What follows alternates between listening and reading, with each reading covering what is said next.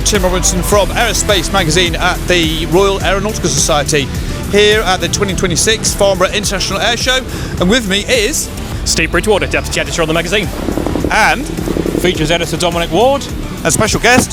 Hi, I'm Honey Louise. I run a defence podcast and I'm on TikTok and Instagram making defence content for young people. Okay, that's enough of the ad from down that end. And no, great to have you on the show.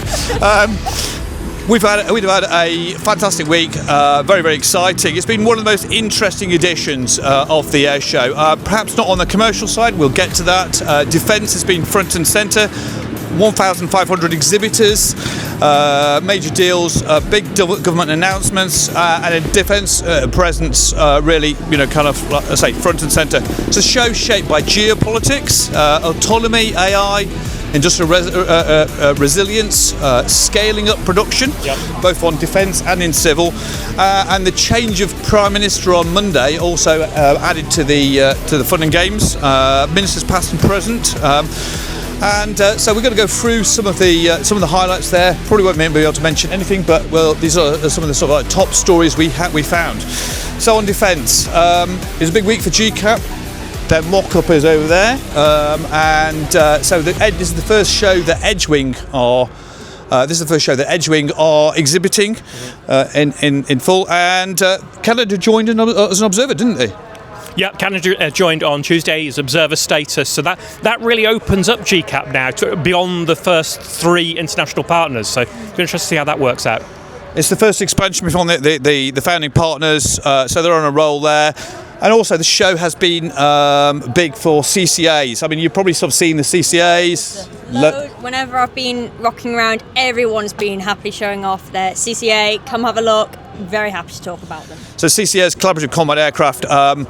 Loyal Wingmen, UCAVs, the name will probably change, but we've had ones there from the Ghost Bat has been here, the Anadrol Fury, Shield AI, Airbus Ravenstorm, you name it. If it's a defence company, they've got a CCA here. But the biggest reveal this week was BAE Systems Brontonax. Yes, the question is about the name, but it's their CCA demonstrator. Well, not demonstrator, operational prototype, they're calling it. Designed to work alongside Typhoon, F-35, and then GCAP. It's about a Hawk-sized, uncrewed fighter jet. And it's already there. It's in water and ready to fly. Will fly in 2027.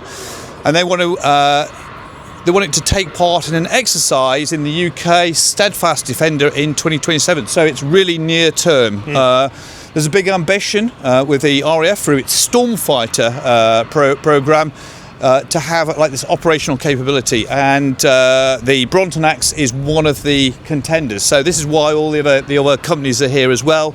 They're seeing an opportunity, but we're also seeing lots of interest as well from other countries as well. It really is the year of the CCA. And there was obviously Archer teamed up with Anduril as well, didn't they, for Thunder?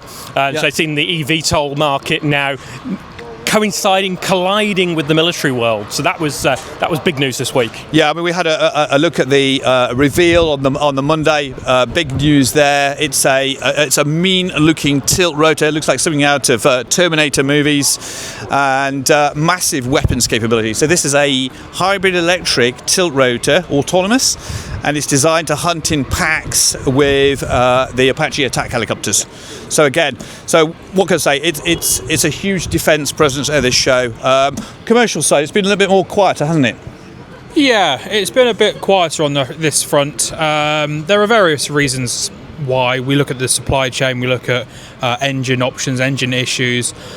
We know historically Pratt & Whitney have had issues with the GTF. Now, I chatted to Embraer earlier who said that they're happy with the GTF. So it's quite interesting to see how various manufacturers are kind of coping with those. We know historically it's been a bit of a problem, but we are now through those issues. And on the orders front, if for defence it's been the year of the CCA, actually in commercial terms it's been the year of the lessor.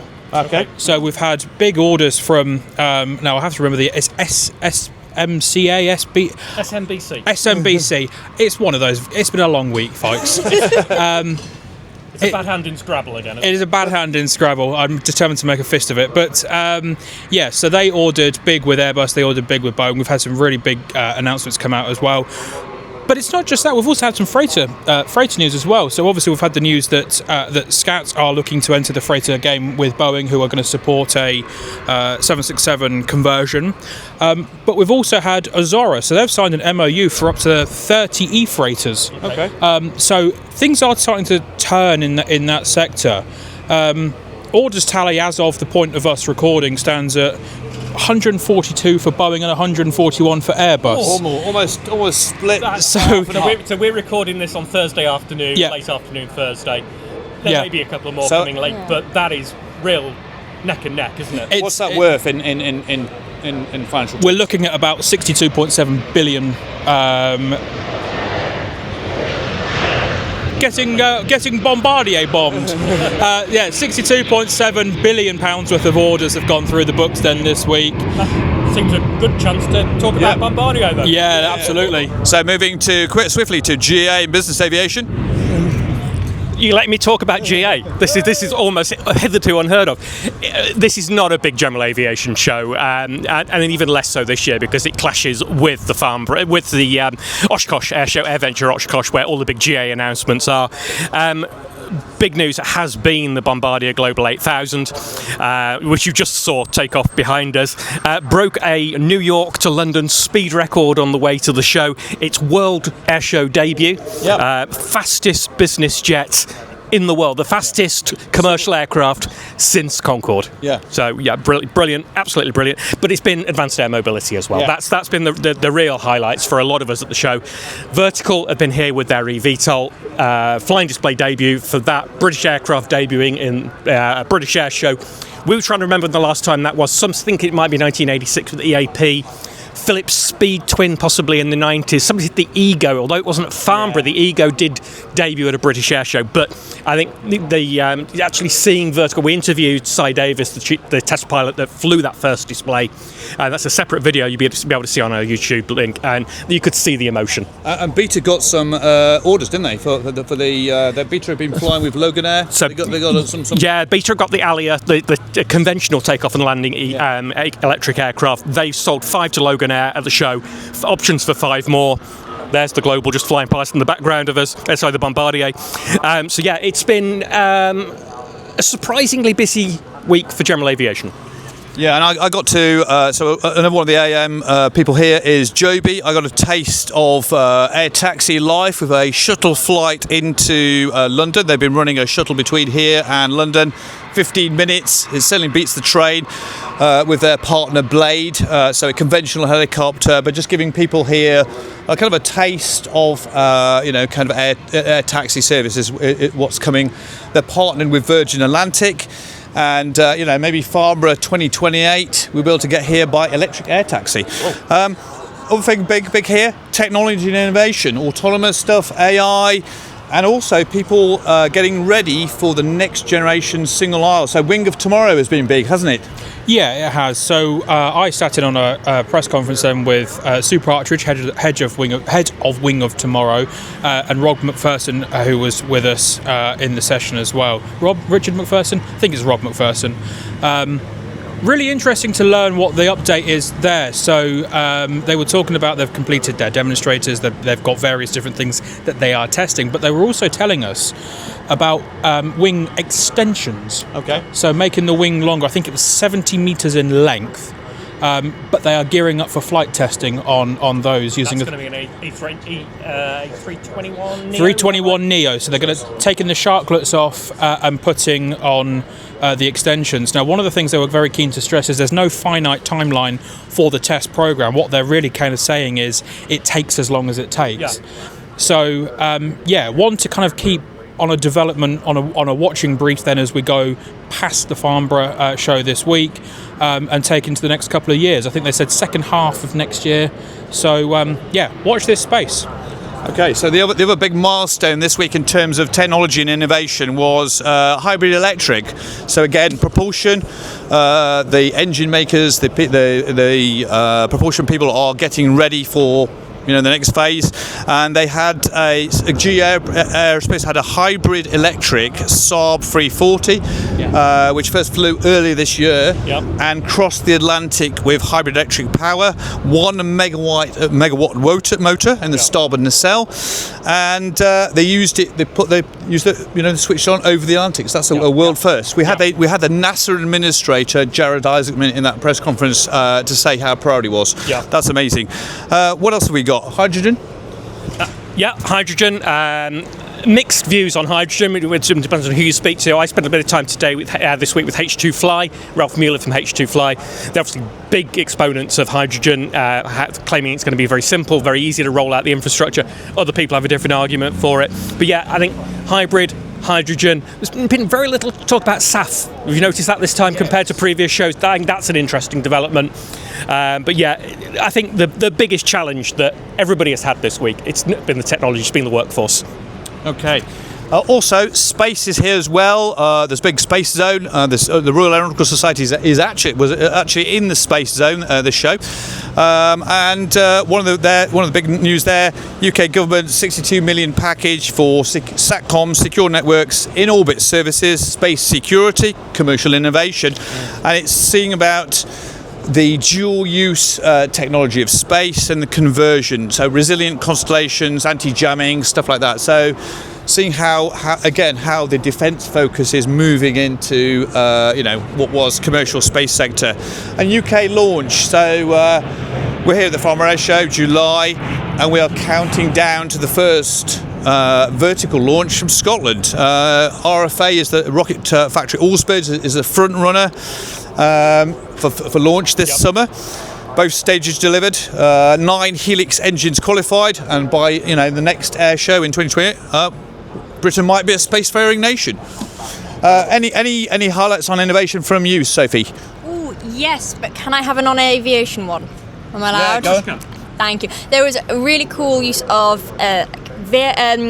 what are they called? The Oculus headsets that you used to have? Reality. Yeah, virtual reality's been massive. So I've been around a few places where they've let me put those on, and they are getting freakishly good with their rendering to the point. You were in operation, weren't you? Yeah, I did one where there was a sort of a paramedic training for when you're in combat operations. So all around me in this world there was collapsing buildings and things going on, and you could shoot enemies, but there was also a perfectly rendered dummy to save and do some CPR on, and that was really freakish putting it on because of how good it was.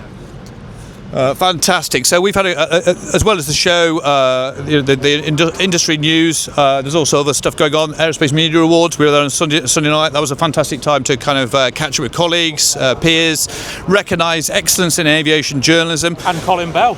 And flying display highlights. What are the people's flying display highlights? Go. I have to say, Al Fursan Al Amirati, the UAE team, obviously the Red Arrows are on international duties at the moment, so Al Fursan stepped in. The sound of that Hongdu, the howling Hongdu as we've christened it, that was probably a highlight. Obviously the eVTOL was the big news, but for me that was the show stealer. Dom, have you got a favourite? Yeah, I mean, it's the first time I've seen the howling Hondu, so very cool to see that. But you lads know that I'm a commercial buff, so watching the A350-1000 get thrown around the Farnborough skies will always be the one for me. Sophie?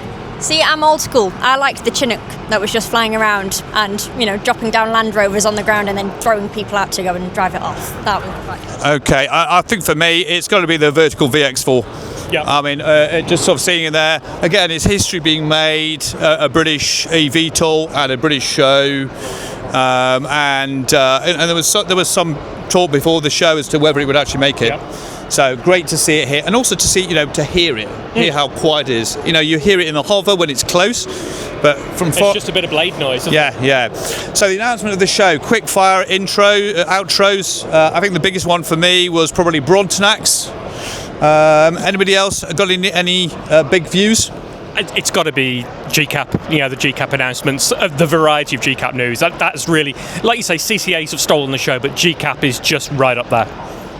SMBC topping up big time for me. Okay, and it was a split between Airbus and Boeing. Yeah, the fact it was a split as well. Yeah.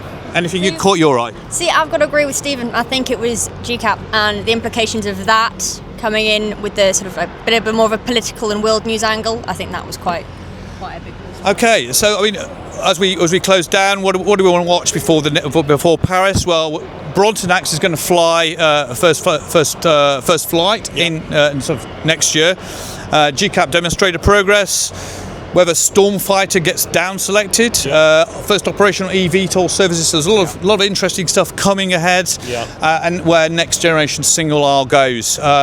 It's been a defence-dominated show. It's had a lot of stuff on AI. Commercial is healthy, but it's getting that capacity, scaling up on civil and military, and space being a national security issue.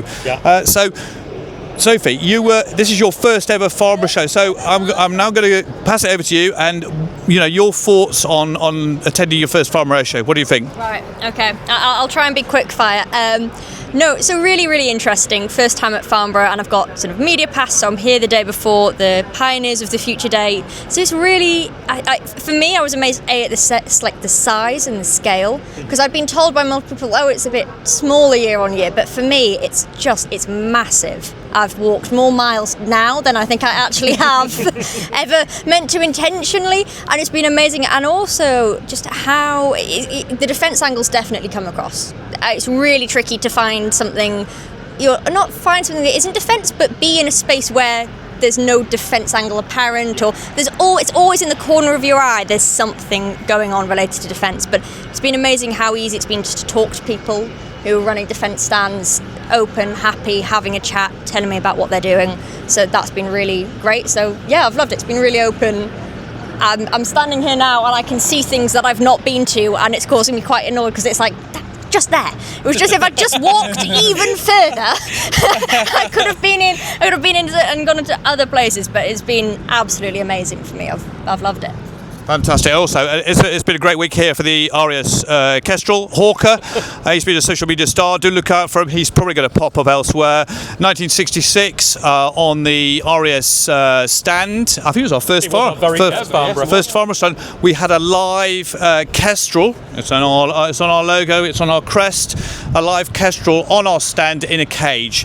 Couldn't bring a live Kestrel this year, but Hawker's the next best thing, and he's been doing a great job this week. Yeah. We're just wondering now whether he should be made a fellow. Remember, fellow because he's networked better than anyone I know, and he's gonna.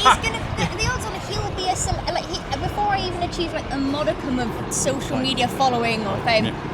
He's going to be more famous. He will be the one everyone knows. And we have one more announcement to make. So this show, and today, it's somebody's special birthday. Features editor Dominic here has been out here, hard at work during the. So if I can ask my lovely assistant here. To bring out the big 3-0 today.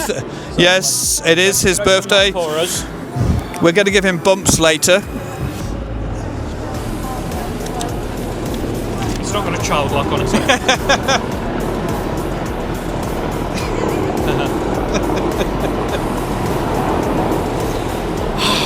You guys, you see, we do appreciate you after all. The big 3-0. You better get photobombed by a pair of Apaches, so we've got to ride it up. And we have also something for you as well. I mean, Dom, you are a commercial guy. I think you're going to like this. I'm touched. I don't know what to say other than I'm touched. You shouldn't have, but it is a big birthday. It is a 30th. You only get one 30th, and where else would you rather be than Farnborough International Airshow? With your mates. Yep. When are they getting here? I'm right here. Hi. And you are? Brilliant. Well, on that note, we'll bring this to a close. That's all from us for Farnborough 2026 Air Show. Do keep it with the Royal Aeronautical Society podcast. We're on multiple channels: YouTube, Insta, all over the place. Spotify, yeah. Maybe by the end of the week, Sophie will get us on TikTok. Yeah. I'm gunning for it. I'm getting these guys famous on TikTok. I've forgotten it. As you can, it's been a long week. Sorry, ladies and gentlemen, I've lost control of this panel. So we'll see you next time on AEROSPACE NOTAM. See you soon.